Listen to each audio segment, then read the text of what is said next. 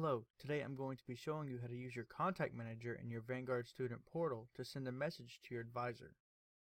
First, at the top of a new tab, we're going to type in mycampus.ahub.edu.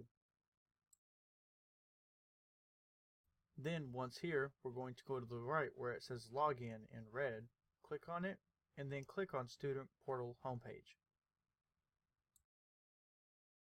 Once on the home page of our portal, at the far right top row, we can see the advisors box.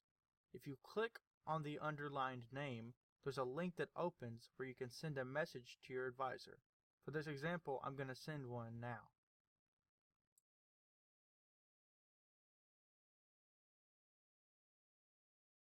Once I'm done typing the message, I'm going to scroll to the bottom and I'm going to click Submit.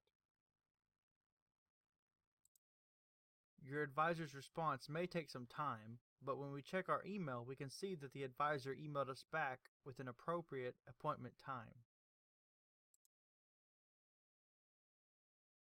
That was how to utilize the contact manager in your student portal.